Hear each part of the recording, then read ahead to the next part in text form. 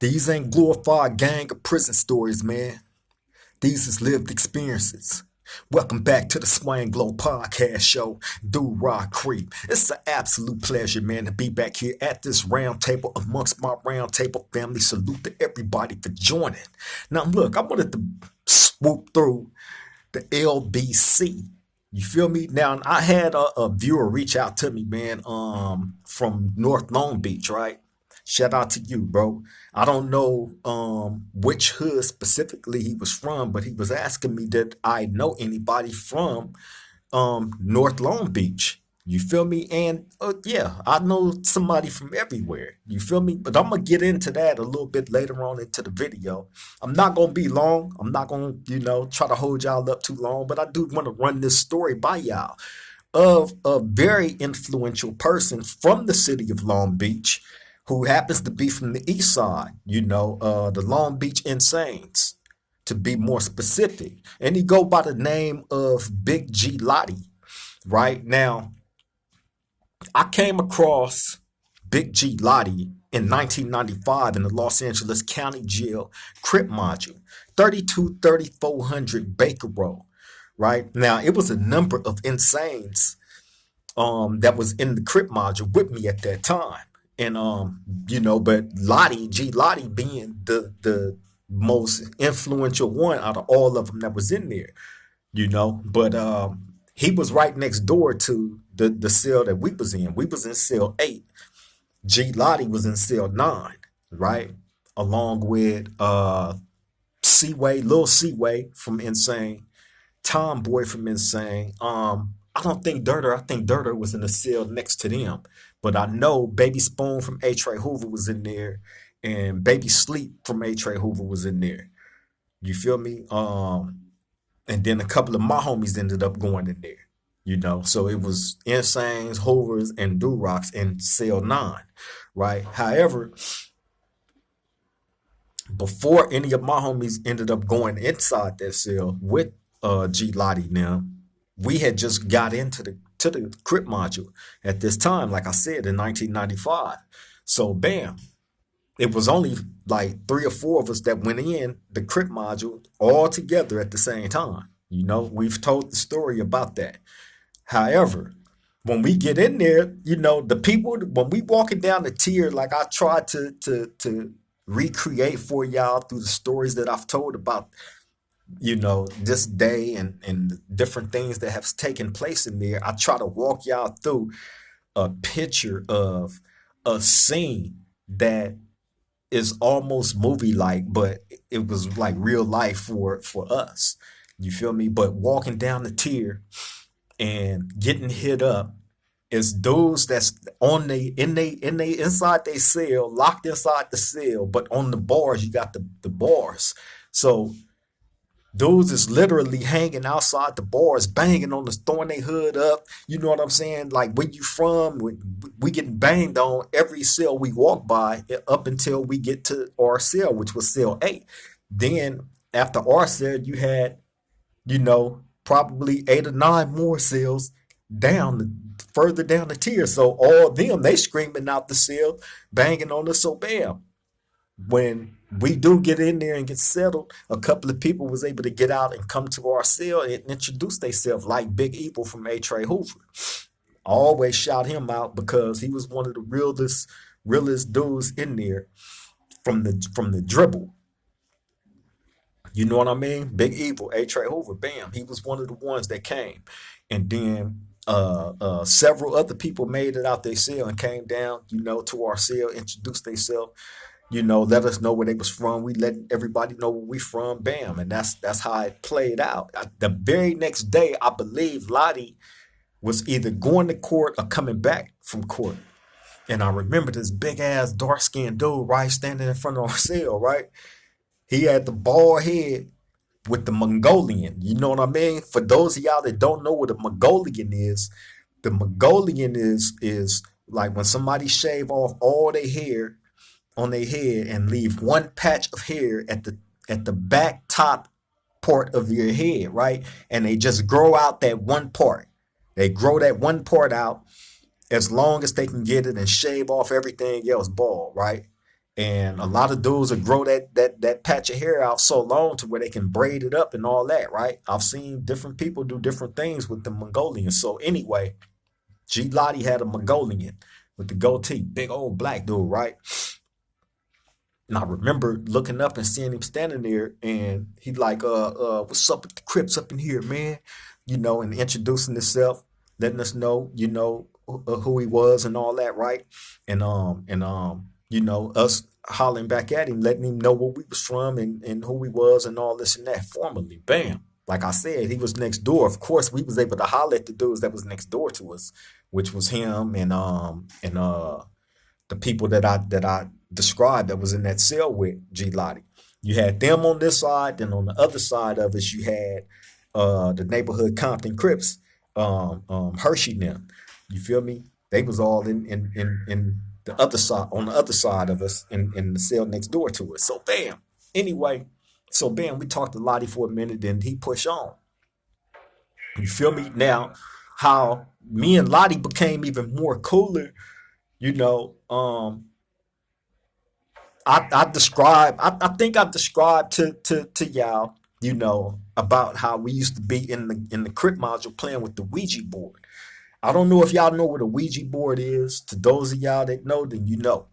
To those of y'all that don't know, the Ouija board is like this little board, right? That has like symbols on it. And then with those symbols, you get this little thing that you put on the board with a hole in it, and the spirits is supposed to move this thing around to like different letters and numbers and all that, right? If you ask the question, it's gonna push itself around and spell out whatever it is that it's trying to tell you. And this is supposed to be a spirit talking back to you, right? So we start messing around with that, in the Crip module. Like I had a number of people playing with that thing, man. And that's how me and Lotti, because he was trying to understand it. You feel me? At first he started out like questioning it, like many people did. And then, once it started to make sense to him, then they got interested in wanting to try it out. You in the Crip module, man. You in there. You go to the roof every 6 7 months. You know what I mean? It was nothing in there at that time. It wasn't no TVs on the wall. You feel me? It wasn't none of that. None of that. Day room time and all that. It wasn't none of that. You was inside a cell with nothing. You feel me? They had the phone inside that cell. They had at least installed phones inside of all the cells, but that had it even became issues at times amongst homies from the same hood. I've seen it. I've seen fights break out over the little phones in there. You feel me? And but yeah, man, was crazy. Like I got a number of stories about G Lotti, man, that involve the homie Hoover Gumby. Like I told y'all, I got a million stories about Gumby, but like I said, man, he was having his time and was doing his thing, man, and I wasn't trying to jump on the bandwagon of because I know him. You feel me? But since he's going through what he's going through right now, who know? I might. But everything that I got to say about him is definitely in good light. So if anybody thinking like, oh, he finna drop some, nah, I don't know no dirt to drop on a real one. At least that's how this person was when that person was around me. I can't attest for everybody else's interactions with, you know, a individual. So everything that I got to say about bro is all good. You know what I'm saying? Point blank period. So if by chance I happen to speak on these different situations, I will. Like I said, it's gonna be all good. You feel me? But G Lotti, man, was cold, man. Like I said, he was like one of the main ones out of all the insanes that was in there that wasn't no joke. I remember one time he had went out to court And he came back, like I said, like G Lotti used to mess with us. He used to always stop by and holler at us. And I remember one day he came by, he stopped by, man, and you know, he like, yeah, man, I got to go up in here and take care of some business real quick, man. I'm gonna finish hollering at y'all, after I take care of this and whoa, whoa, right? So we don't know what he talking about. So we like, all right, G Lotti. So bam, he go in, police come down, unhandcuff him, take the chains off of him and all this and that. So he in there chilling, he waiting for the police to leave off the tier, right? So once the police leave off the tier, you hear that iron bar door close. Right? You hear him lock it. Clink clink. So bam, once you heard that lock, you heard, get up, nigga. Get up. Right? So you hear, what, G Lotti? What? You heard what I said? Get up, right? And I guess he got up and G Lotti three-piecing. Bang, bang, bang, right? Put him on his pockets. Now, I'm not gonna say who this person was. I'm not gonna say his name, right? But he was definitely from Long Beach Insane, right? And I just remember hearing Lotti telling him like, nigga, don't be taking no credit for nothing that I did. You be lying to my little homies, telling them stories, war stories, like you done the stuff that I done and this and that and wham, right? So we over there like, oh, and the person that he did this to, right, was low key like low key a bully. He used to try to be like a bully, right? Not to me, although he did used to talk a lot of stuff, because like I said, they right next door to us. So he'd come down, he'd call me to the bars, and then say something stupid. And then when I respond to him, however I would respond to him, we'd just go back and forth. You know what I'm saying? But yeah, he used to definitely be in there trying to use his little bully tactics. Like I said, the homie Baby Spoon from A Trey Hoover was in there with him. So me and Baby Spoon, that's bro. Me and him was cellies everywhere in different spots. You know what I'm saying? And me and him used to talk about these times all the time. You know what I mean? And he we'd talk about this specific person from Insane, right? And he would tell me like, yeah, man, you remember hearing the fight where G Lotti got on whoopty whoopty wham, and uh the reason why I'm like, I remember hearing the fight, so he'll fill me in on like, dude used to be over there trying to, when he'd think like Lottie'd be asleep, or he'd wait for Lottie to leave out the cell, or you know what I'm saying? Lottie'd be at court somewhere, and dude would be in the cell trying to, like Bogart the phone, stuff like that. You know what I'm saying? He was a big dude, but when it came to G Lotti, oh man, all that stuff that was out.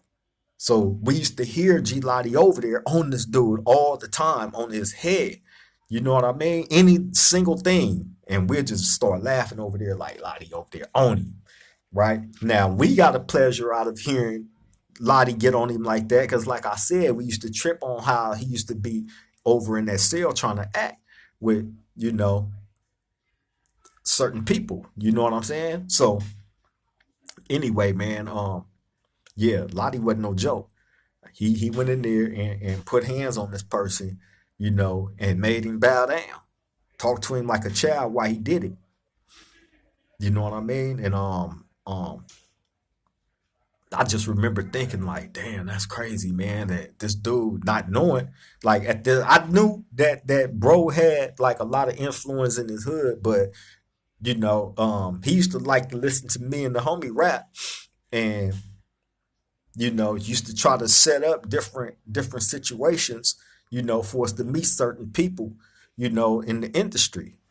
You feel me? So that was another reason why Lotti used to always mess with us. You know what I mean? Because he used to like to hear us rap. So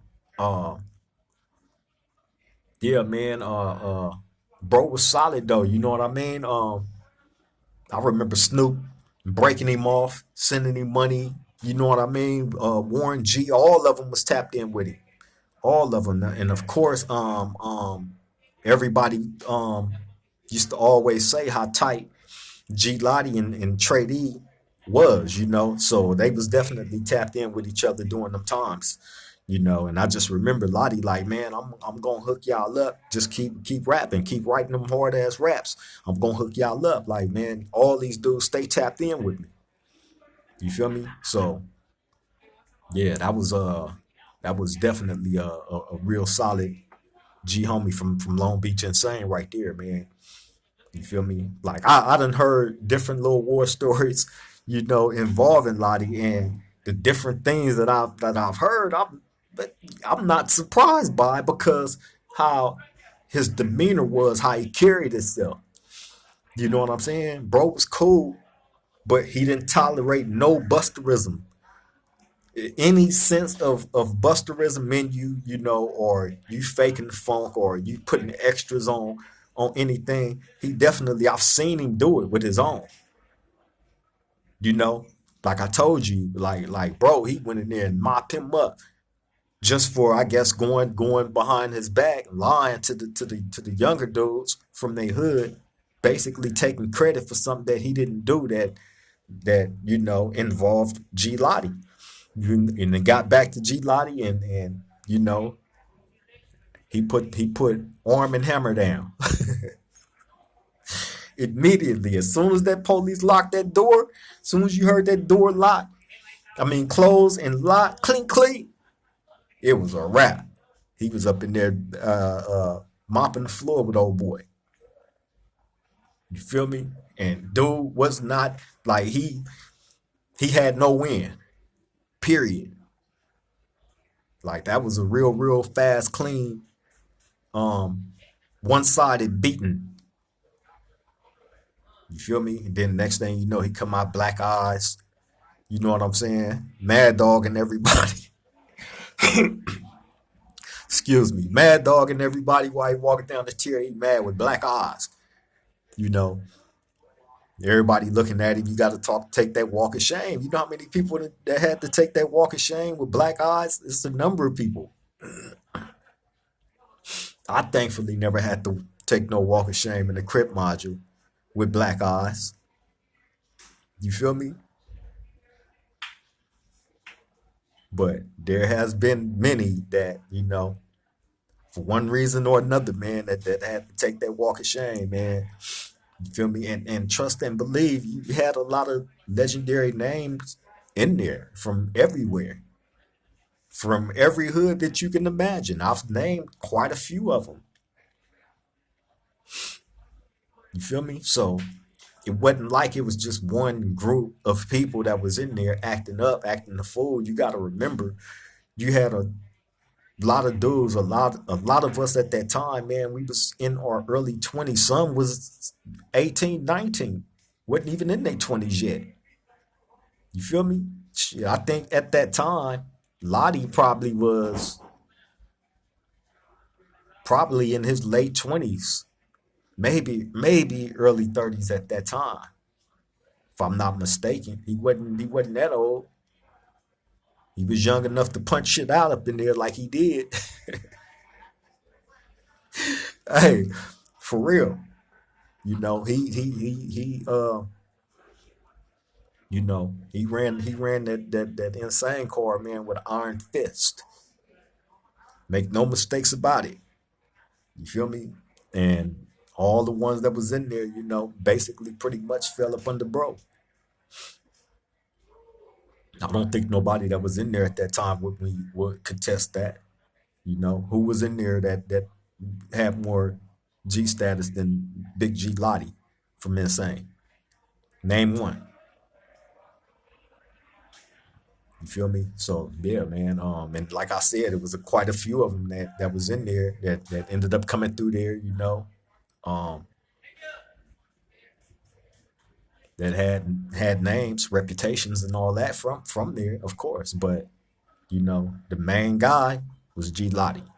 That was the main one. You feel me? And like I said, like from the time, bro, like I said, that when I looked up and he was standing in front of our cell that very first time when he actually came out and formally had introduced himself to us like that, in the physical, because like I said, he right next door. We was able to holler, but coming out, came right to the cell. You know what I mean? And we stood there and we talked and introduced ourselves. And from that time on, we was always straight. Like I said, he used to like to hear me and the homie in there rapping, so he was constantly like, "Man, look, I got you, I got you. Y'all just keep doing y'all raps. I got you. I'm hooked in with everybody. Everybody taps in with me," and he wasn't lying about that. So anybody that know Big G Lotti from Insane, y'all know. If you know, you know. You feel me? Shout out to the Insanes too, man. And like I was saying, as far as one of the viewers reaching out to me, asking me that I know anybody from North Long Beach. Yeah, man. I was fortunate enough to run across my boy Skillet. Skillet was four corner block, North Side, four corner block Crip, Long Beach. Right. I met him in the year 1992 in prison. Skillet was one of the older dudes, man, that um I will always remember because for one, him and my homie John John was kind of tight. They kicked it a lot. I was learning from them dudes because y'all gotta remember I was young. At this time, I was 19 years old. I'm young with a young, extremely young and dumb mentality. And these dudes had already been in prison. They pretty much knew the things that they needed to know at that time, basically how to conduct yourself, man. And, a lot of the stuff that they was taking serious, I didn't look at it as it being serious like that as I should have. You feel me? And I just remember Skillet being one of the ones. He worked in I was in auto body upholstery with him, right? You had auto body mechanics, you had auto body paint, you had the auto body upholstery. We was in the upholstery class together, where basically you take the seats and all that out of cars, and you strip the old stuff and just replace everything new from scratch. You feel me? So you redoing the seats and all the interior of the car. You know what I mean? So he in there taking that class serious, as well as the other people that was in there. Me, I didn't take none of it serious. I really wasn't interested in doing it. I found it to be extremely difficult. I was in there. I used to be messing up a lot of the material and all that. And I remember bro Skillet used to be on my head like, man, you coming in here doing this on purpose, man, and you loud and this and that. You got the police running in here chasing y'all down and this and that and blah blah blah. Like, man, you need to chill out and this and that, right? And just telling me stuff that I needed to hear as a young dude, man. You know what I mean? So Skillet definitely was impactful, in my life as a young dude, being in prison, being young, dumb, naive, and this being a slightly older homie that, like I said, had already been in that prison and had already had an established program, and you know, you mature. You mature. That's one thing. Prison will eventually mature you, especially if you got time to do. If you got some time to do, trust and believe it's gonna mature you fast and far beyond your years when it comes to certain things. You feel me? So yeah, man, that was my experience with the homie from Northside Long Beach, Four Corner Block Crip. The homie Skillet. I ran into his homie Psych. Shout out to Psych. Psych told me that Skillet ended up losing his life some years back. So rest in peace to bro, man. Shout out again to the Four Corner Blocks. Rest in peace to Skillet. Bro was a real one. You know, definitely one of the ones that put me on the path, to the things that I needed to know as a young dude in prison. You know what I mean? So I'm thankful for the patience and the tolerance that not just him, but all the older dudes that was around me at that time had. That's real. But yeah, man, take from this story, man, what you may. Just don't repeat any of the things that led me to having to even be in a position of being in somebody's prison. You know what I mean? Don't repeat none of the mistakes that I point out to y'all.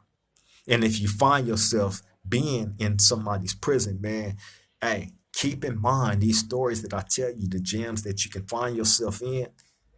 If you're not one of the fortunate ones to have somebody there to lace you up and correct you on the things that you need to be corrected on.